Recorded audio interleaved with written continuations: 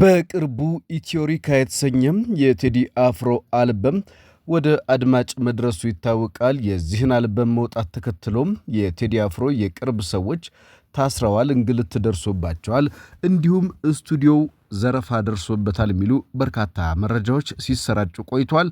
ከዚህ መረጃ ጋር በተያያዘም የፌዴራል ፖሊስ ዝምታውን ሰብሯል።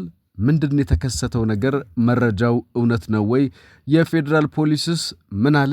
ጉዳዩን በዝርዝር ወደ እናንተ እናደርሷለን።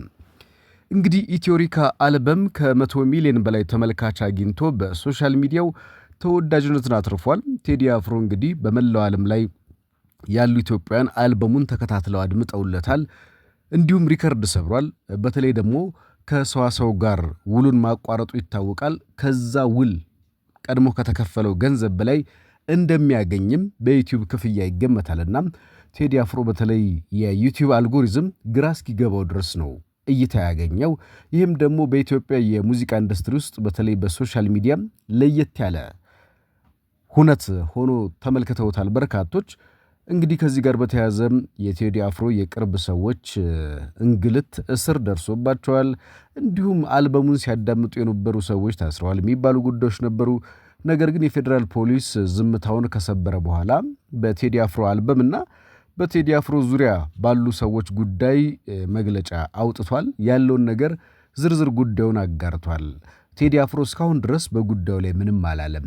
እንግዲህ በርካቶችም ግራ የገባችሁ ይሄ ነው። ቴዲ አፍሮ እየሆነ ስላለው ነገር ምላሽ አልሰጠም፣ ምክንያቱም ነገሩ እውነት አይደለም ማለት ነው የሚል አንድምታ ያለው ነገር በርካቶች ተሰምቷቸዋል።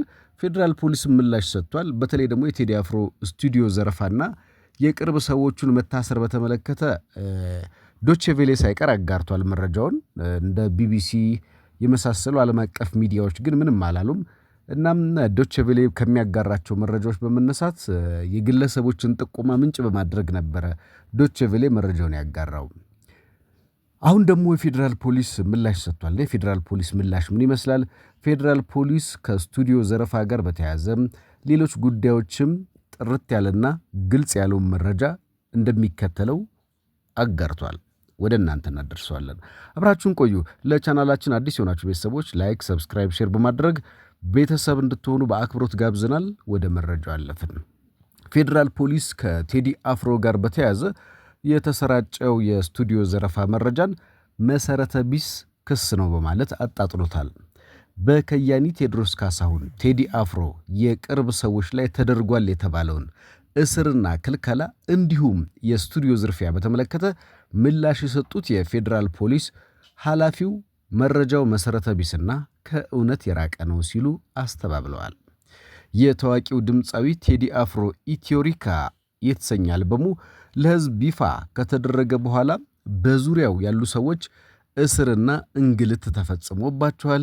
የፌዴራል ፖሊስ የደንብ ልብስ በለበሱ ጸጥታ ኃይሎች የድምፃዊውን ስቱዲዮ ዕቃዎችንና ለሕዝብ ጆሮ ያልደረሱ ስራዎችን የመዝረፍ አደጋ አጋጥሟል መባሉን ተከትሎ አዲስ ማለዳ የተሰኘው የዲጂታል ሚዲያ ወይም ደግሞ ቀደም ሲል በጋዜጣ መልክ ስራዎችን ሲሰራ ነበረ፣ በጉዳዩ ላይ ከፌዴራል ፖሊስ ጋር ቆይታ አድርጓል። የፌዴራል ፖሊስን አናግሯል። የፌዴራል ፖሊስም በምላሹ እንደዚህ ብሏል። የፌዴራል ፖሊስ እንዲህ አይነት ወንጀል አይሰራም፣ ስብናችንም አይደለም በማለት ለአዲስ ማለዳ ምላሹን ሰጥቷል። ፖሊስ ይህንን ቢልም የአርቲስቱ የቅርብ ሰዎች ድርጊቱ እንደተፈጸመ ለዓለም አቀፍ መገናኛ ብዙሃን ተናግረዋል። ምክትል ማናጀሩ ታስረዋል በሚል መዘገቡ ይታወሳል።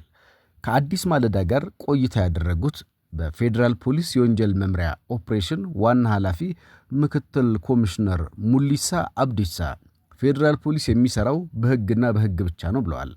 በርካታ ኦፕሬሽኖችን እንሰራለን ያሉት ምክትል ኮሚሽነሩ እዚህ ኦፕሬሽን ውስጥ ግን ከሱ ጋር የሚገናኙ ነገሮች ያደረግነው ነገር የለም ብለዋል።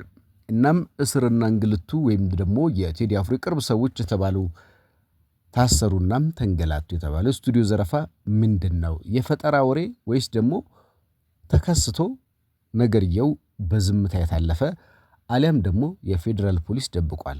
ዝርዝር ነገሩን እንገራችሁ። አክሎም እንግዲህ ቴዲ አፍሮ የኛ ተጠርጣሪ አይደለም፣ ይህ አርቲስት ነው፣ ሙዚቃውንም አውጥቷል ያሉት ኮሚሽነሩ በአርቲስቱ ላይ ምንም አይነት ነገር አልተደረገም ሲሉ ተናግረዋል። በተጨማሪም ኮሚሽነሩ አርቲስቱ በአሁኑ ወቅት በቤቱ በሰላም እየኖረ ይገኛል ያሉ ሲሆን በሱ ላይ የቀረበ ጥቆማም ሆነ የተጀመረ ምንም አይነት የወንጀል ምርመራ የለም ብለዋል። ቀደም ሲል ቴዲ አፍሮ ታሰረ መሰል ዘገባዎችም እየተሰራጩ ነበርና ነገርየው እውነት እንደሆነ ሕይወቱን በሰላም እየኖረ እንደሆነ የሙዚቃ ስራውን ለህዝብ አድርሶ ስራዎቹንም ሰዎች እያደመጡ እንደሆነ ገልጿል። ፌዴራል ፖሊስ አክሎም ጉዳዩን የሳይበር ጦርነት ሲል የጠራው ሲሆን የተወሰኑ የፖለቲካ ፍላጎት ያላቸው አካላት አርቲስቱን መጠቀሚያ ለማድረግ እየሞከሩ መሆኑን ለአዲስ ማለዳ ተናግረዋል።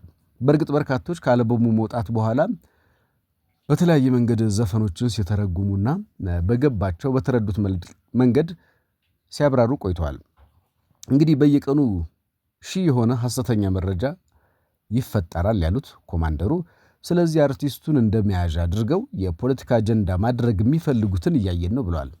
ከዛ ውጪ ይሄ ዜጋ ህገ መንግስታዊ መብቱን ተጠቅሞ ሙዚቃ ሰርቷል፣ የሚደግፉት አሉ፣ የሚቃወሙት አሉ ይላሉ። ማብራሪያውን ሲቀጥሉ ያ ሌላ ሜዳ ነው ማለት ነው ብለዋል። ስለዚህ ከሱ ጋር የሚገናኝ ምንም አይነት ንክኪ ባለው ጉዳይ ኦፕሬሽን አላደረግንም።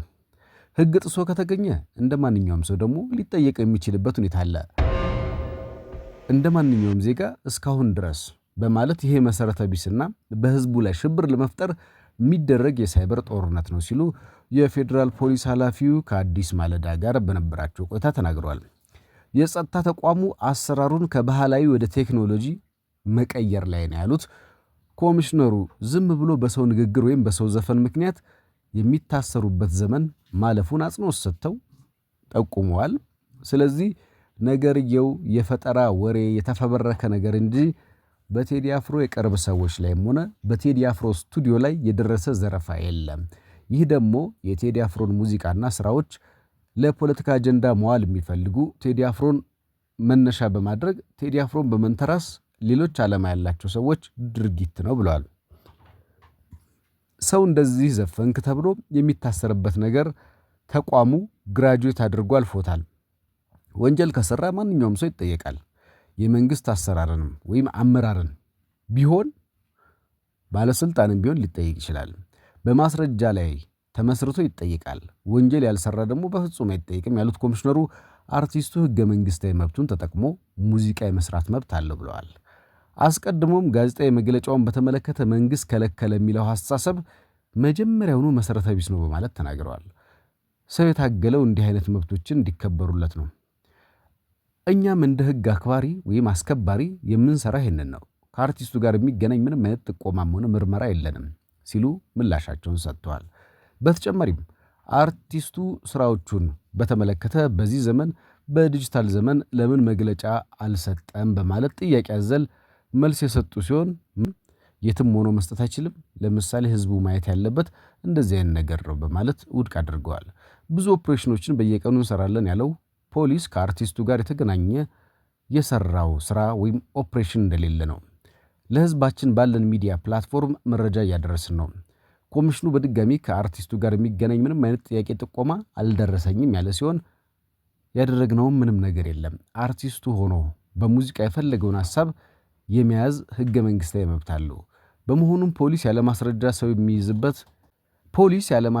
ሰው የማይያዝበት ሂደት ፈጥረናል ብለዋል። በተጨማሪም ቴክኖሎጂን ተጠቅመን የትኛውንም አይነት ምርመራ ስራዎች በአግባቡ እየሰራን ያሉ ሲሆን ስራዎቹን ደግሞ እንደሚታየው በግልጽ ፌዴራል ፖሊስ ለህዝቡ ያሳውቃል። ስለዚህ ከአርቲስቱ ጋር የሚገናኝ ምንም አይነት ምርመራ አልሰራንም። ሰው ሊያውቀው የሚገባው ጉዳይ በወንጀል ወንድም ሊታሰር ይችላል አናቅም፣ ጓደኛ ሊታሰር ይችላል አናቅም። ይሄ የኛ ሰው ከማንም ጋር ይውላል ከማንም ነው ብለን አናስርም። የምንሰራቸውን ስራዎች ደግሞ ሌጂቲሜት ወይም ህጋዊ ናቸው። ፍርድ ቤት አቅርበን በስርዓት ጊዜ ቀጠሮ ይዘን ጠይቀን መረምራለን በማለት ተናግረዋል። ፖሊስ ማንኛውም አይነት ህጋዊ ኦፕሬሽን ሲያከናውን በይፋ የትስስር ገጾቹ ለህዝብ እንደሚያሳውቅ ገልጾ ህዝቡ መሰል ያልተረጋገጡ መረጃዎችን ከመቀበል እንዲቆጠብ አሳስበዋል። ምንም እንኳን ፖሊስ ይህን ቢልም የከያኒው ሁለት የቅርብ ሰዎች መታሰራቸውን፣ ሲኤምሲ የሚገኘው ስቱዲዮ ደግሞ መዘረፉን መዘገቡ አይዘነጋም። ድምፃዊ ግን ቢያንስ ይህ ዘገባ እስከተጠናቀረበት ጊዜ ድረስ ስለ ክስተቶቹ ያለው ነገር የለም። ዘገባው የአዲስ ማለዳ